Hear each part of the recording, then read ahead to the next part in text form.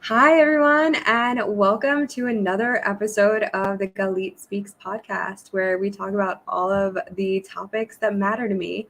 And today I am here with an amazing guest, Leslie Lew. Leslie is the founder of Reclaiming Your Courage, a trauma-informed self-defense coach, best-selling author, and speaker. She became the self-defense mama when she decided to become the mother she always needed by breaking the cycle of intergenerational trauma. Leslie is a second-generation Korean and Chinese American, mother of two, and wife.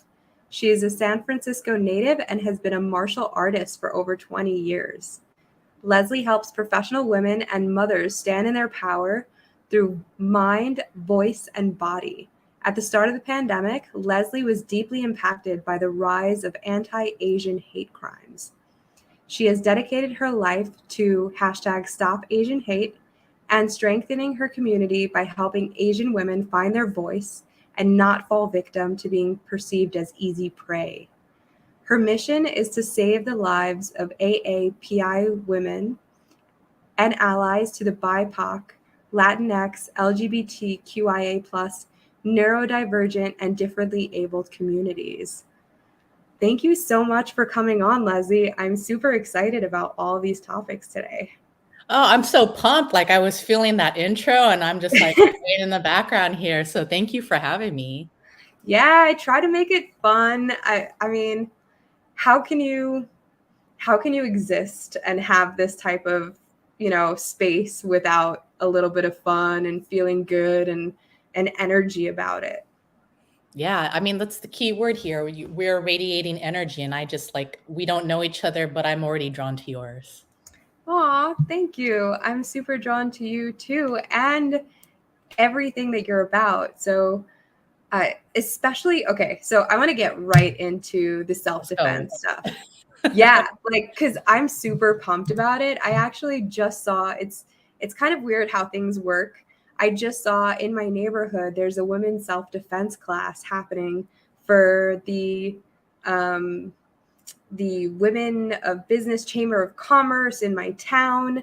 And it's something that I was looking into, and I'm like, hey, should I sign up for a self-defense class? Because I don't have a ton of experience. I am not a martial artist. I lived on this, I lived in New York, where you have to maintain a certain aura about you to not fall victim or be seen as like prey. But like the amount of self-defense that I actually know probably consists of like holding my keys between my fingers and looking like Edward Scissorhands down the street. Oh my God, that's hilarious. Like, thank you so much for being open about that. I think that traditionally when people think about self-defense, we think about those things because we've been told those things like all of our lives, like, clutch onto your pepper spray, put your keys in between your fists, scream for help, aim for the balls and kick them, right? And those things are like foundationally true to yes, sure, check out classes. You might have to check out a variety of classes. There are so many different kinds out there, but foundationally, without a doubt, go check one out. And I'm just so it brings me so much joy to hear that specific one was called out for women's self-defense because, I'm just going to say that a lot of those spaces traditionally are very male dominated, so that can, be a different type of space. And, a lot of times it's not, really built for folks that identify as like trans, for example, or queer. And so like there's not a lot of spaces out there. So just the fact that they're calling it out from right off the bat is cool. A little bit about what I do and how it's a little bit different was like I was teaching self-defense a few years ago in this like traditional sense, like going into these workshops, like really helping women, like what do you do if someone grabs you by the wrist? If someone tries to choke you? What were to happen if you were to fall and someone who is like twice your size is mounted on top of you? What do you do then? Right. And that's the reality we have to think about. It's not like we wake up every day and say, like, yeah, I like would love to learn self-defense. It's just everything is rooted in our fears naturally. And so what was happening is that there was like always people in the class that it just took them a little bit longer to make the connections to do the techniques. And sometimes it can be very intense, right? Like someone's just like, just do, come on, like just kind of drill it into you. And Yeah. I personally really felt like something was missing there. And so, what I really started doing as someone who has experienced sexual assault as a young child, someone who has been attacked on the streets, someone who has been mentally and emotionally gaslit, like the list goes on and on. Like, I like to tell people, like, self defense is more than just the physical. Yeah. It's about building a mindset. It's about really vocalizing and speaking up. So what was happening is that there was women in the class where everyone's like, oh my gosh, like why doesn't she just do the moves? And so being able to kind of take a step back and hold space for these women and say like what's really happening right now was an incredibly powerful practice of listening to them, asking them like what's the story of what's going on right now, like you are mentally constipated, what is going on?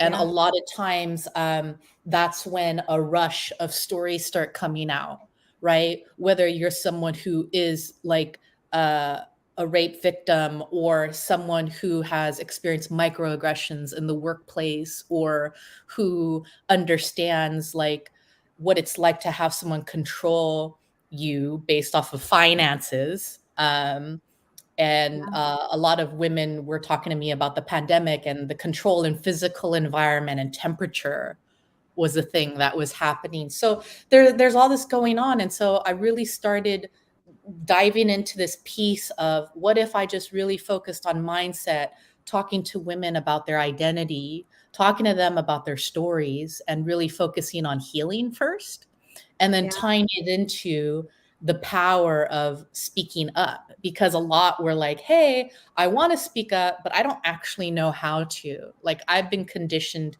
to be polite or this is how I grew up. And so um I had an incredible opportunity to work with two other amazing women. One was a mindset coach, and the other one was a jujitsu coach. And once we really started honing into this stuff, months later, these women were like a bat out of hell, like boom, like that power that unleashed out of them and that fire in their eyes. Like they were able to do the techniques much faster, much more efficiently, and just escape the situation. So yeah, I'll kind of leave it there for a second. Yeah, I mean, that has a lot to do with it. I know that, especially, in my childhood, I don't know if you know any of my story, probably not. But I grew up in a household where I was abused. So my father was an abuser. Um, and there was always this expectation that I wasn't to talk, that I was not to have an opinion, that I was not to stand up for myself. um, and I actually was the catalyst for us leaving that situation. I was 12 years old and I went to my mother and I said, so we either get out of here in the next few years or I will kill myself because I cannot live like this anymore.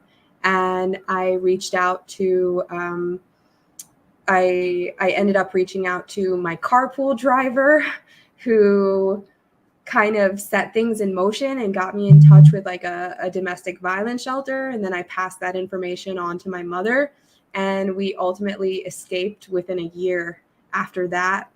But like, that's where I feel like, I have stumbled many times. Like, I've been in an abusive relationship because obviously that is what I knew, and I was young, and I just didn't understand how love could be any other way besides this.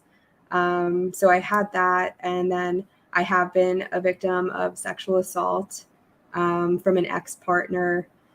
And so, like, there have been stumbles along the way, but knowing deep inside that I am powerful and that I have a voice has always been kind of my strongest suit. I always say, like, my biggest resource is my resourcefulness, and that's all me, right?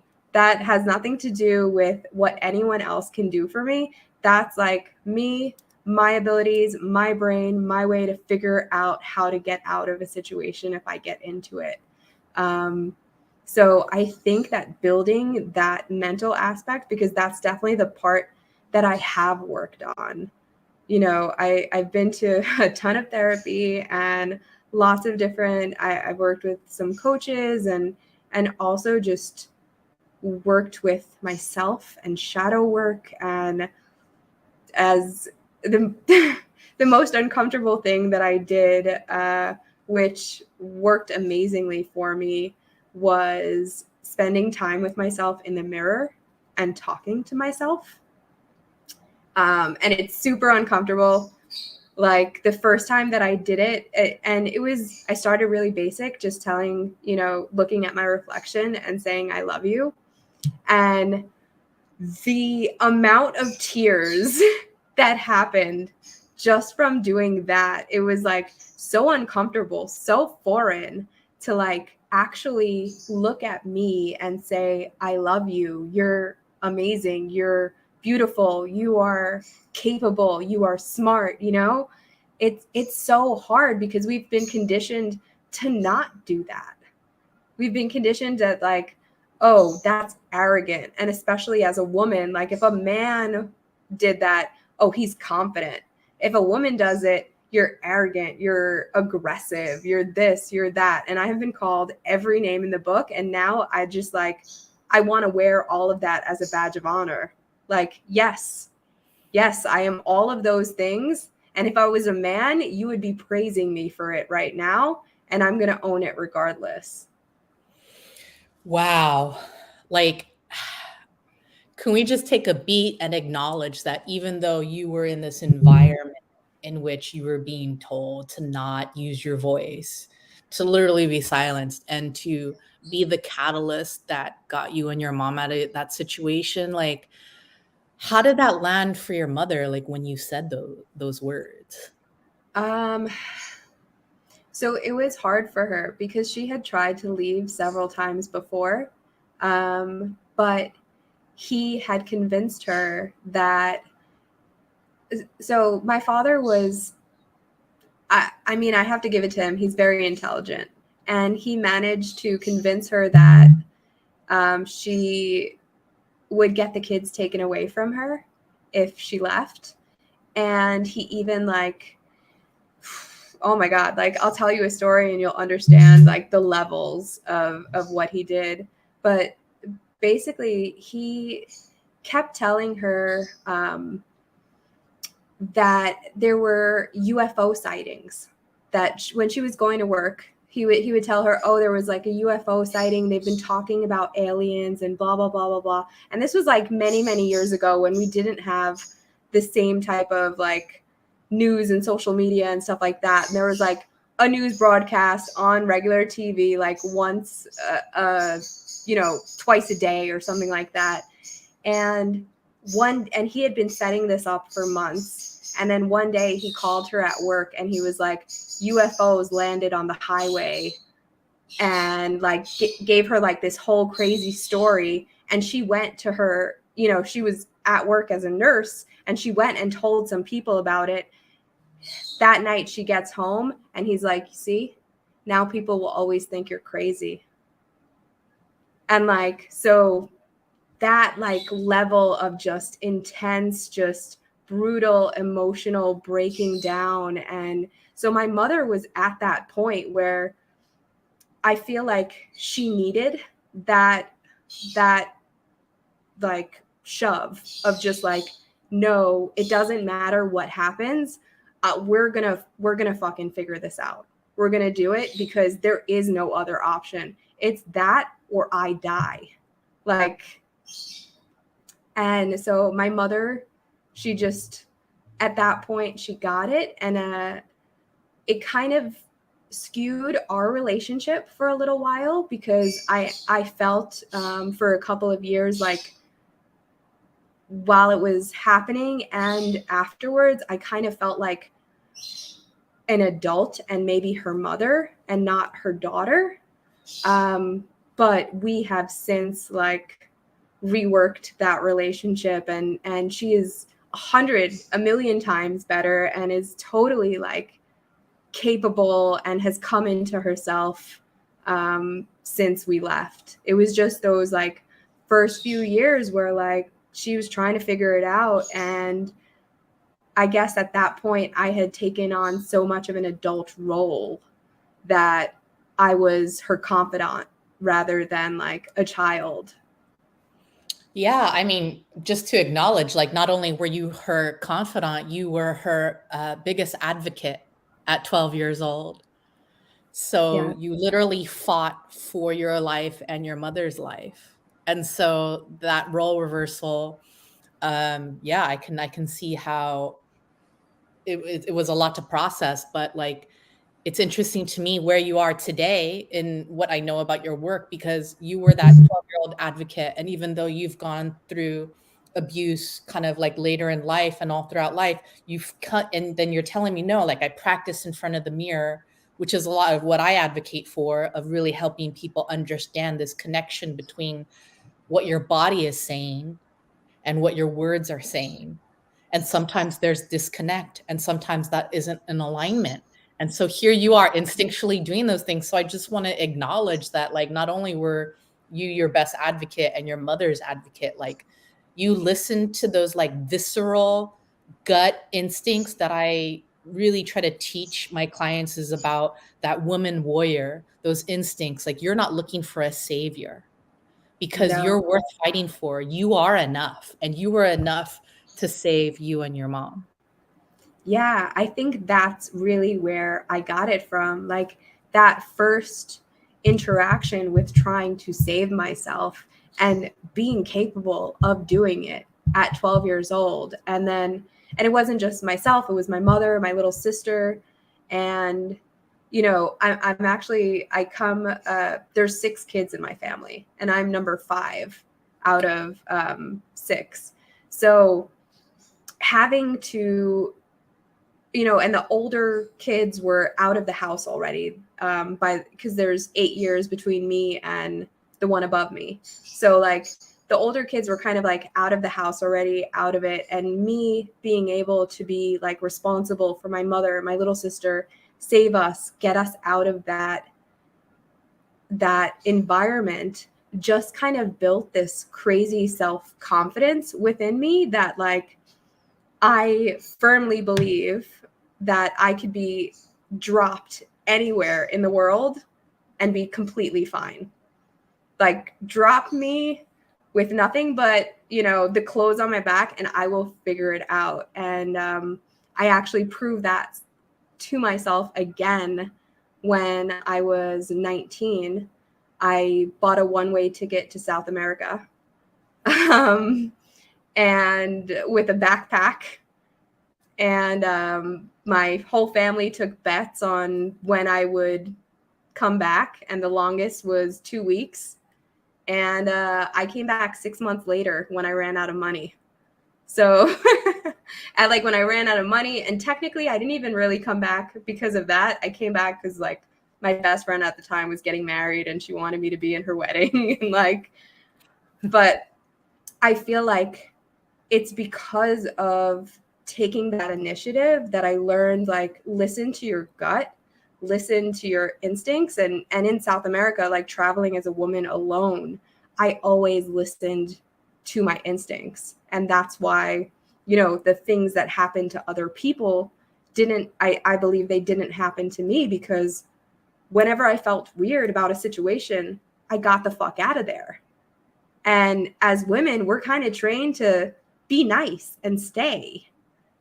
And I'm just not, I guess I'm just not that nice. Like, if it feels weird, I'm out of there. And I'm not like, I'm not going to try to make anyone's feelings feel better about it. Yeah, I love that. And you already kind of have this like awareness around like instinct is saying this. So like, I'm gonna get the fuck out of here. And I think that to take that to, because self-defense is also about evolving the way you defend yourself. So I think that up until this point, yes, your instincts are spot on. And as the world is changing and as people get more aggressive and we live in a pandemic, world, and things are changing. So the way that maybe you defended yourself years ago shifts. So I'd be curious to understand a little bit more about like, okay, well, how do we take that resourcefulness that you've always had, and how do we challenge you in your body of like, okay, well, now what would I do if someone physically crossed that boundary and I couldn't get the fuck out?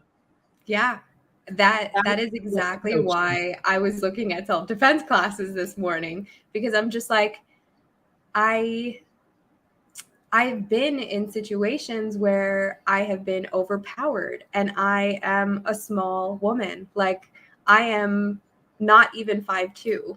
So like, I don't take up a lot of space, and I have been overpowered. And um I want to have, I want to learn how to use my body in a way that I can protect myself. Yeah, and that's the beauty of self-defense, is that it's really about for any woman that's watching this, like I think a lot of people that come to me are like, I am not fit enough, I am not athletic enough, I am small. How would I fare against someone, I'm 5'2"? How would I fare with a guy who's 6 foot and like 220 pounds? But the fact of the matter is, just like everyone needs a type of coach, whether you are not confident in attracting wealth, if you are not feeling worthy of that and kind of the work that I understand that you do and kind of this financial wellness, but also when it comes to how to maneuver your body, like you might go into self-defense spaces and it's all kind of different. There might be some that focus on standing up, boxing. I like to expose people to both and not really kind of force like, hey, this is my agenda, this is what we're going to do, this is my train of thought. It's really holding space and observing and watching someone and supporting them, because like there is room for you to get re-triggered, because if there is a position or something, and that's where I feel like my approach is different, because understanding the psychology around that and really building things around consent and co-creating an environment that makes it feel safe for you to learn these techniques is really important to me. And I hope that this space provides that, because I feel like what's missing when it comes to a self-defense lens sometimes is just being thrown into drilling and circumstances and really the rigor. Like if you just power through it and you've just like muscle through it and you just keep fatiguing, and it's like, no, I'm really here and develop a system and a structure around mind, body, voice. Why is that important? Because when things are not in alignment, how do you get your second wind? How do you anchor yourself? How do Yeah, you, okay, I did the key thing with my fists. I missed. My attacker's angry. Like you have to have a coach that talks you through like, what is the strategy behind all of the instincts that I know didn't work, and now I am exhausted and feel powerless. That's what I'm more interested in rather than teaching you 10 techniques. that's amazing. Yeah, because that's something you don't think about, right? You think, you go in, you think, I'm going to learn these techniques and it's going to work perfectly and I will escape. What happens when it doesn't? and how do you keep yourself mentally still in the game and not giving up? Exactly. How do you know that you're not alone and that you're not seeking something outside of you? Because let's be realistic. Quite honestly, you might scream for help, and statistically, people are not going to come to your aid. So that's why I really do believe in coaching my clients to understand that they're the source of that power, that they can escape the situation enough to get back home to your loved ones. Like, isn't a movie. This is nothing glamorous. This is not about doing anything fancy. This is about doing quick, efficient, do enough to escape the situation. And Yeah. I don't like to mislead anyone to teach them otherwise. Like, I could teach you many things that look pretty, Yeah. that look cool, but like I at the end of the day, I wouldn't sleep at night. For myself, because I really started questioning when I was learning martial arts and really being able to come to people and saying like, well, this isn't really working for me and my body. So can we talk more about like, um, because if you are, interfacing with someone who might is not neurodivergent, for example, the way that they're learning is different. And you have to be respectful of that and try to pivot in a way that, okay, well, it might be different about how we're going to get there, but we're going to get to the same target. And that's Yeah. where I really try to make it safe for my clients, because not a lot of spaces kind of, for me growing up, they were, as someone who was a survivor, like it just wasn't there for me. And I was really craving and really wanting someone to make it safe. So I feel jazzed and excited to be able to share it with my clients every day who are like, I tried this and it just, it feels great. It feels great to like kick pads and do all these things. And I want you to learn those things. But I'm also here when you go to those spaces and you're like, but like there's something there that's missing for me.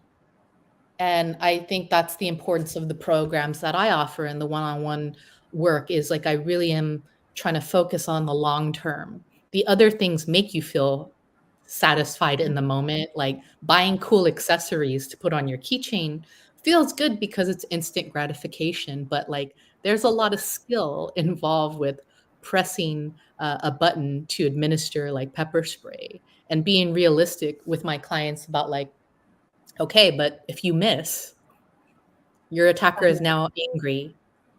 So Yeah. what do you do? Are there circumstances and situations that you've thought about recently that make you feel most vulnerable to a type of attack where you kind of said like, okay, self-defense class, like I want to kind of like get in on that? Hmm. Um, I think it's just been the atmosphere, kind of like this overall sense of like things are not moving in a direction that feels safe right now. I will say also, so I moved to Arizona um, a year and 8 months ago. And I did so because in New York, it was like the height of the pandemic, right? It was basically, I lived very close to JFK, and like the zip codes in my area were some of the hardest hit. And on I was with my now husband, and he had come to pick me up from work, and we were on our way home, and we saw a fight happening in the street, and there was a woman on the side screaming with kids, and we stopped to try to break it up, and ended up witnessing a murder, and we chased the guys that did it and ID them to police. And within like, besides that, there were two shootings, one in front of my building. It all happened within the span of a month. Two shootings, one in front of my building, one in front of my now husband's house, and then the stabbing murder. And all three of those things happening. And then in New York, a law had come out that you have to release the name of the witnesses to the defense. And my name is a weird name. There's only one. I own a condo in New York, and I also own my own business, which is under my name, and it's all public record. So within a month, we had our stuff packed up and drove cross country, and I just like, and it's kind of coming back for me right now because I just came back from New York. I ended up closing down my office in New York and moving full time to Arizona. Um, and my husband just testified in front of the grand jury, and these guys have been out on bail the entire time. So, like, a year and 8 months, like, they killed someone and just were walking around like nothing happened. And so, knowing that has kind of put it back in the forefront of my mind. And like, Arizona is like an open carry state, and so there are, multiple levels of like, I recently took like a gun 101 class where I learned about guns and how to handle them and how to use them safely, just in case I want to go down that route and get myself a firearm. And I kind of also just want to go the other routes of self-defense and really make sure that I can take care of myself no matter the situation. Wow. Thank you so much for your just like raw honesty of like the threat is real and I've witnessed it firsthand. And here we are having to take pretty large measures to ensure now we were trying to be good bystanders and do the right thing and help humanity.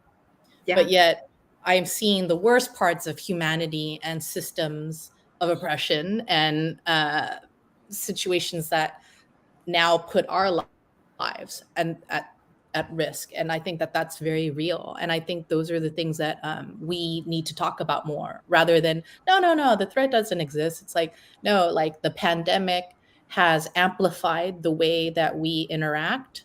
And I don't sugarcoat it for my clients. I'm like, okay, well, yeah, like everyone tells me, yeah, I used to live in the city in New York or whatever. And if you just walk confidently, like people will just avoid you and you just avoid eye contact, like all of these things that people kind of cling on to. And I'm like, I think that what you're discounting is that the pandemic and what has happened in the world, right, all over, has really changed the dynamic and the rhythm of interactions. And when I talk about rhythm, I apply that to self-defense scenarios. It used to be like, okay, confrontation's happening, there's a crescendo building. I have some time to escape. I can de-escalate.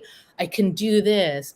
I'm like, no, from my perspective, like Asian hate, people are literally saying you are Asian. Like there is no going back and forth. There literally is someone coming and stabbing someone directly. Yeah. There is no time to talk down. And that's where I really try to go into this like scenario building with people and supporting them is like, no, like uh an attacker's not going to wait where you're like, hold on, let me call my partner. Yeah. Or, hey, let me scream for help. And like, what do you do if you're screaming for help and nobody's actually physically intervening and there's just a bunch of people around you with cell phones, and cameras. And I've had plenty of clients come to me and say, Leslie, like, I was attacked in, in the stairwell of my apartment in the daylight. I was screaming for help and nobody came. Yeah. Like there were people hearing me scream and they just walked past me on the streets of New York. And it's gut-wrenching to hear that because you inherently want to believe that people are good and that they will intervene. But I don't fault anyone for that. Everything is rooted in fear. It is about you fighting for yourself, learning what's right for you, because it sounds like you're in this process of informing yourself of like, what route do I want to take? And I think that the way that we strengthen communities and heal is becoming stronger self-advocates so that when we do have a situation where we see someone attacking an elderly person or another human being, that you're going to, I would want someone to intervene. If someone is like attacking my child and trying to grab my child when I'm with him, like I'm gonna rip your eyeballs out. I'm gonna chew them like chewing gum. I'm gonna spit it in front of your face. But if something Yeah. happens to me, I would want a tribe of people like yourself to protect my child. Yeah. And I And think that's also where this is rooted in for me, because so my husband is that person. He cannot see something happening without stopping.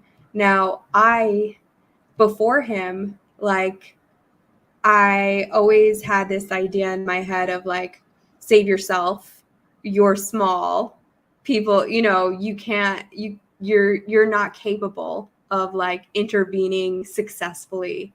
But being with him and us being in situations and seeing him immediately spring into action and me be his backup no matter what in those situations, like, it has made me understand that as a community, this is what we need to do. Because as soon as one person steps in, then people from everywhere will come and help. It just takes that first person to like be like, oh, I'm going to jump in and help. And then people start coming out of the woodwork. We had it happen once here in Arizona as well. We saw what appeared to be a homeless man on the floor screaming in pain on the side of the street during the night, and we stopped to help.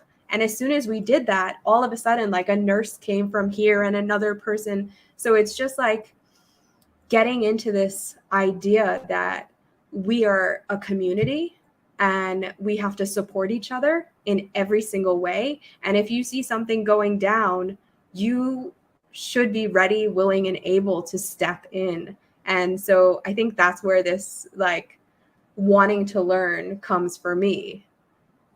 yeah, I love that. What I'm hearing is like like what I like to say is raise your frequency so your allies can find you. Like you said, it Mm, just takes one person, and then people are like, oh my gosh, yes, I want to help. Right? It's just one person to break through that fear. Right? Like nobody wants to make waves and put themselves in danger, but I'm like, but that's the energy we need to collectively strengthen. It's like saying, hey, no, I'm here. I'm here with you. I'm fighting with you. And then you're going over there. And then suddenly people are circling in on that one person. And again, the intent isn't to harm with harm, right? Like I'm not necessarily an advocate for like, I'm going to teach you how to hurt someone. No, or to be violent.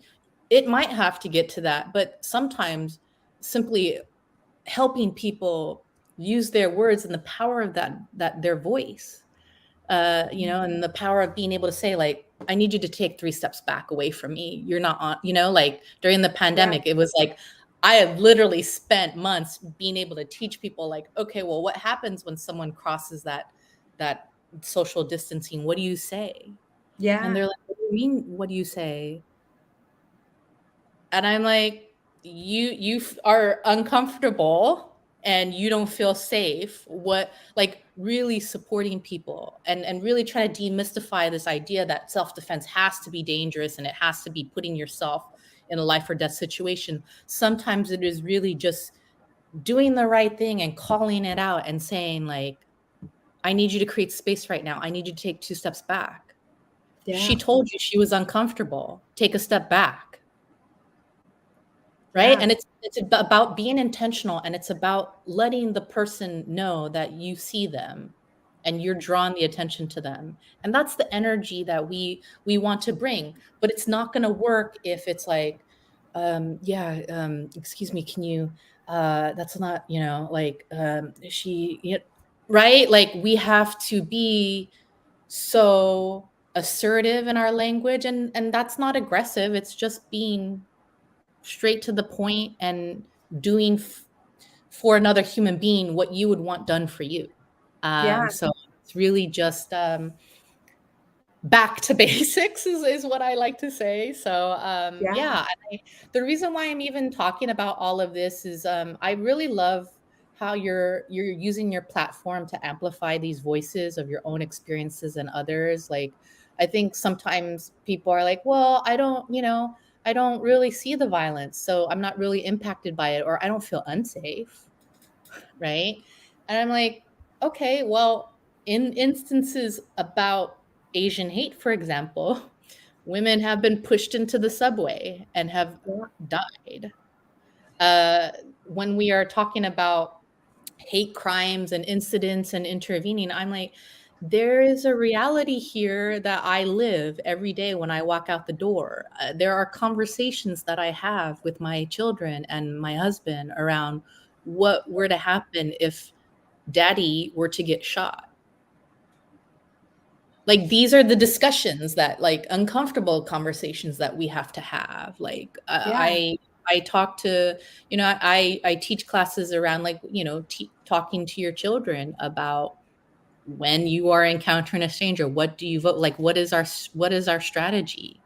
What, if someone grabs you while mommy is holding your hand, or, walking the stroller with your little sister, like, what are we going to do?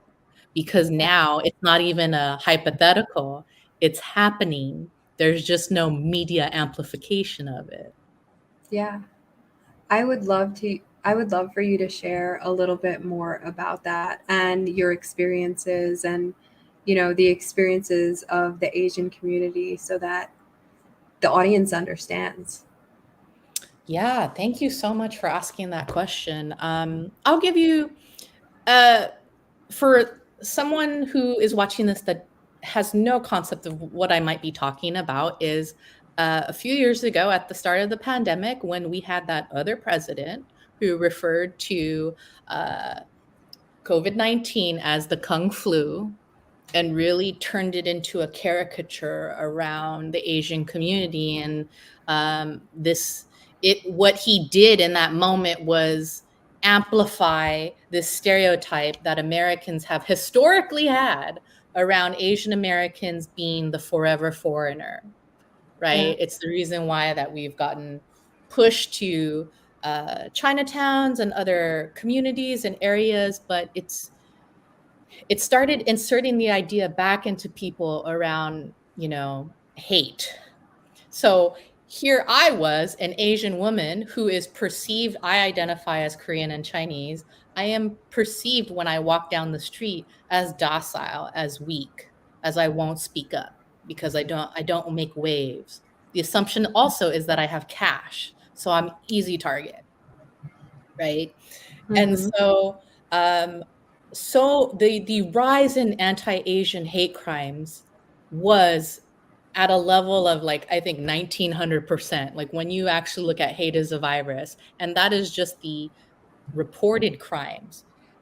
Day in and day out, I would see and hear from people in my community, like, they are coming after our elderly, and now we're suddenly in the situation where I never had to worry about my mom going to the grocery store.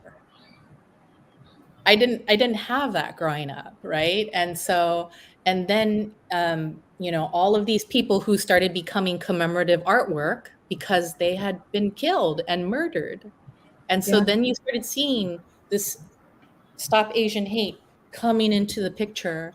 And what really struck me and propelled me into my work is right around the time of the Atlanta spa shootings. Um, a shooter had basically murdered 8 people in a spa, 6 of which were Asian American women. And for me, those women looked like my mother. And I remember bawling my eyes out, having conversations in a professional environment, and saying, I just can't suppress, and I can't, like, I don't want to die. Yeah. I just don't, like. And so I was dumbfounded at the lack of empathy, and people just really not knowing how to be allies. Like, oh no, what are you talking about? I don't see it happening, Leslie. Like, it must not exist. And I'm like, and then I started getting the word from other people that I know, who children were being attacked, kids were being bullied in school. it's just everything on top of the pandemic. It Yeah. became and still is an epidemic. And then right around the time Christina Yuna Lee passed in New York City, she is my age, and she was pushed into a subway train, and um, I just couldn't sleep at night knowing that so many people in my community had come to me and really said, like, this is happening, like I've been attacked, like I don't know what to do.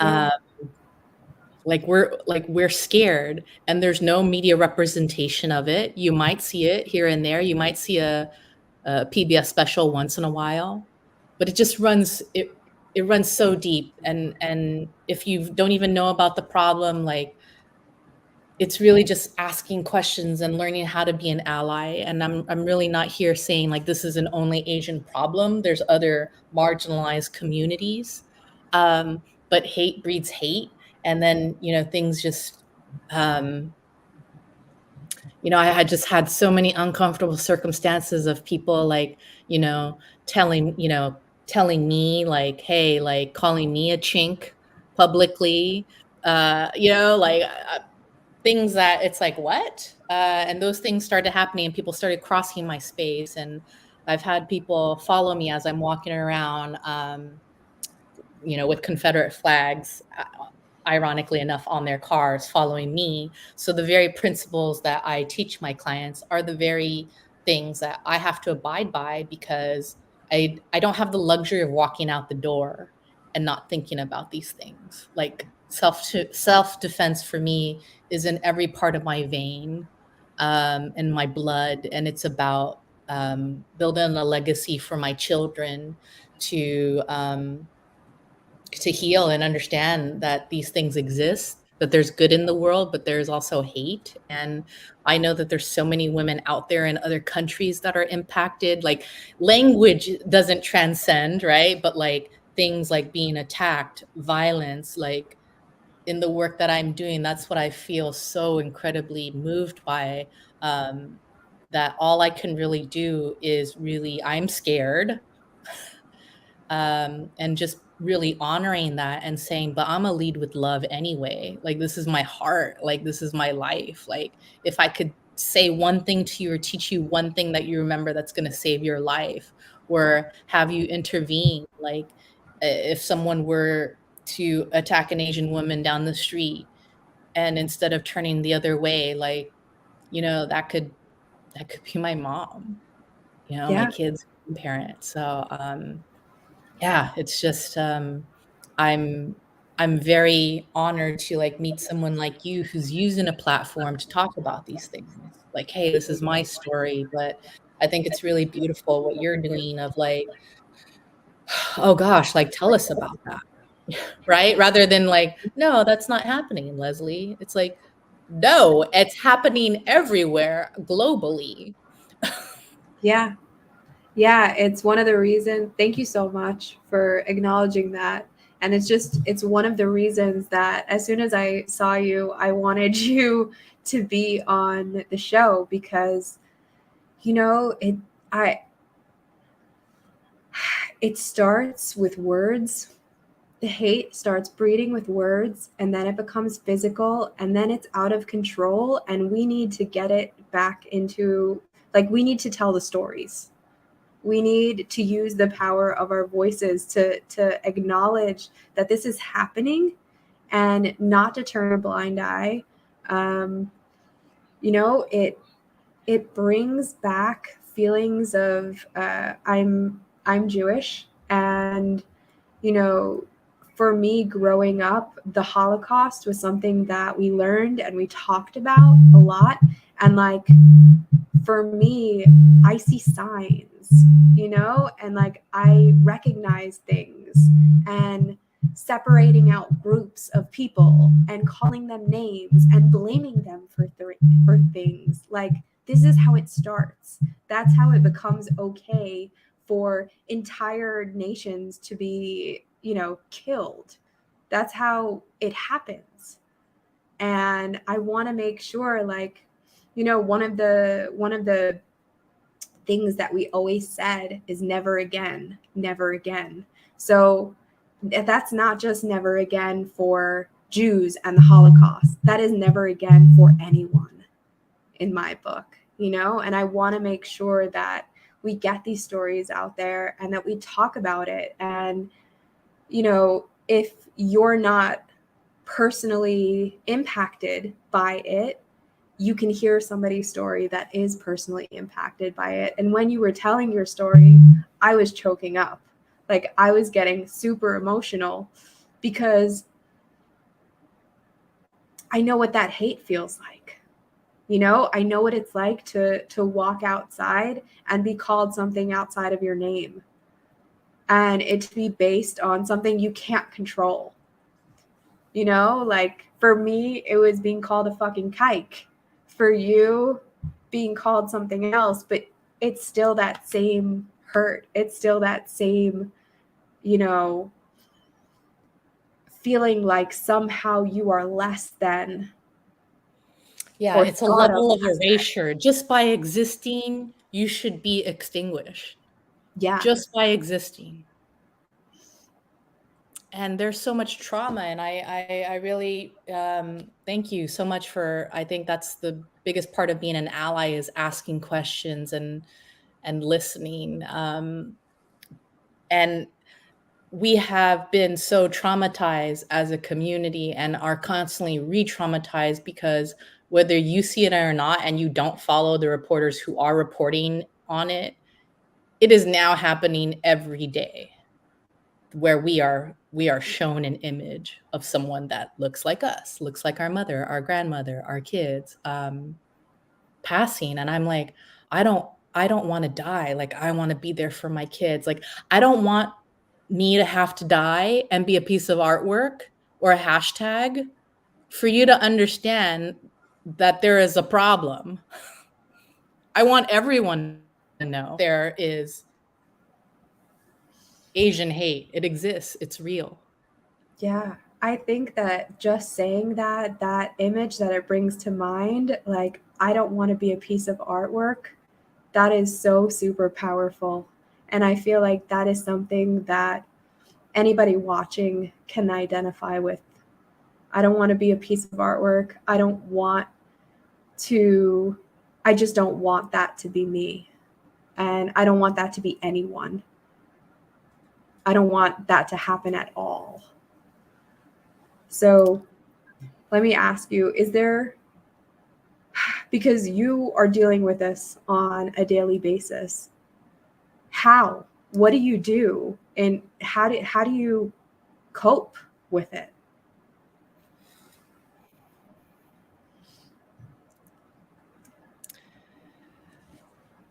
It's an excellent question. And I know so many people in the Asian American community who have been activists and who are doing the work, who are the healers, who are the mental health therapists. Like, everyone at some point during the pandemic really wanted to shut down.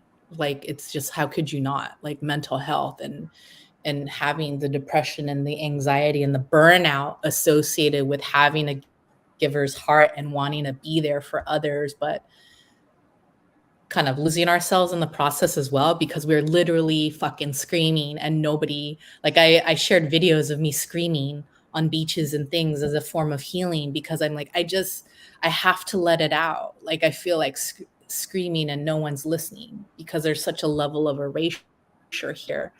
um I have come to center myself, and it still hits me from time to time where I'm like, I've got to rest actively and be intentional about that and not obsess over the violence and not keep reposting everything that I see, because that's harmful at a certain point. So I wasn't doing that after a while, but there's also validity in sharing it when people are like, no, it doesn't exist. I'm like, it's happening. You're just not following the actual people that look like me that are devoting their life to this. I think that aligning myself to the mission, when I say my mission is to save women's lives, it's the thing that keeps me up at night because I think about victims in all forms, physical, non-physical, but it's also the very thing that wakes me up in the morning. I say like, I'm going to save I'm gonna save a woman's life. Like if something I said to you today like saved your life, Yeah. like that lights me up. And I quite honestly might die doing this work. I don't know. I could be intervening and trying to help someone on the street, but I would rather be in alignment with this mission of like this is where my heart is and this is the message that, to your point, telling the stories, the diversity of stories and experiences of hate, and giving a people a framework to support them and hold space for them, like I'm that's my commitment. And so it is the thing that makes me have a grateful heart, that like I get to meet people like you that have these platforms. I get to like meet people that come my way and say like, yeah, enough is enough. Like I'm ready to stand in my power. Yeah. And as a trailblazer in the Asian community, like what are your platforms? How do you reach out? How do you get in touch? How do people find you? Yes, I'm on Instagram at Reclaiming Your Courage, so find me there. And if anything about our conversation today really hit you, like I'd love to invite you into my DMs and really know what really came up for you. My website is reclaimingyourcourage.com. And I definitely recommend kind of a complimentary 30-minute, call with me to really talk about some of the things Galit and I talked about today of like, well, I kind of want clarity around like, well, what can I actually do? What is a strategy? What do I need to do to feel stronger and more prepared? I have things like a self-defense readiness quiz that I think everyone should take because it's not just about the physical, so that you can stay connected there. And yes, I'd love your support in purchasing pre-ordering a copy of the Asian Women Trailblazers Who Boss Up book. It features me and 15 other Asian women who really have forged their own path. And being a trailblazer to me, whether you are Asian or not, is really about forging your own path, lighting it on fire, and sticking out your hand to another woman and saying like, you can do it too. Like success means nothing if you don't reach out to people in your community and uplift them as well. I love that. I love that because that's exactly how I operate. Like, we cannot grow without growing together and bringing up everyone around us. When you work with people, I'm so curious, when you work with people, what area are you in? Do you do one-on-one classes, group coaching? Like, how does it work? Yes, I people can get in touch with me, and I do offer programs. So scheduling a complimentary call with me will help me give you an idea of like what's best for you, because some people are like, well, this is what I want to commit to, but it's really about long-term sustainability. But I do serve people who are located virtually, so I do have a lot of offerings there and workshops around different parts of what we spoke about today. So if you're someone who maybe just needs help with like speaking up and vocalizing boundaries, I have workshops surrounding that. But I'm really excited that I've revamped into deeper programs around in-person trainings for women, around building this warrior mindset, speaking up and learning techniques, standing up but also on the ground. So having a combination of like, well, what do you do every day? So it's really about being uh, a woman warrior. And so I call my program the Woman Warrior Uprising. So if that Ooh. program interests you and you want to get involved in any capacity, please reach out to me on Instagram and on my website. And that way we could chat, because I'm not for everyone and not everyone's for me. But if it does seem right, I'd love to share with you everything that I'm offering. Yeah, and where are you located? In the San Francisco Bay Area. Sorry. I Yeah. was born and raised in the San Francisco Bay Area. which interestingly enough is the belly of the beast when it comes to these anti-Asian hate crimes. So yes, I'm in the San Francisco Bay Area. Oh, that's awesome. So anyone who's watching this live or on the replay, please get in touch with Leslie. What she's offering is amazing. And I believe that every woman needs to take at least some kind of self-defense course, and also just break down all of these like boxes that we've been put into, and all of these break down these ideas that women can't speak up, or that they shouldn't be heard, or that, you know, we should be polite and just take it. Yeah, I do have one question for you before we go, Yeah. because it would make my heart happy. Knowing what you know now, right before that conversation you had with your mother when you were at 12, what would you say to your 12-year-old self now? Stick it out. Yeah, I think that is because I was in a place where it was real to me. Like it was you're either going to, and it was almost about taking control back, because it was like, he's either going to kill me or I'm going to kill myself. And out of those two items, I would rather kill myself than give him the satisfaction of killing me. But I would tell that little girl, like, stick it out. It's going to be okay. You're going to get out, and you will heal. Stick it out. You're going to be okay. You're going to get out. Yeah. And it's funny because sometimes, like, I have spent so long with it and been through it, and been like, I'm very much an open book, and I tell my story, you know, whenever the opportunity arises. I'm not someone that hides it. So for that question to hit me so hard, because I don't cry very often anymore about it, but thinking about that little girl and like what she went through, and yeah, I would just tell her, stick it out. You're going to be fine. Yeah. And I think that by you sharing that on your platform, you have the potential to save someone else's life. Yeah. So thank you for sharing that with me and everyone.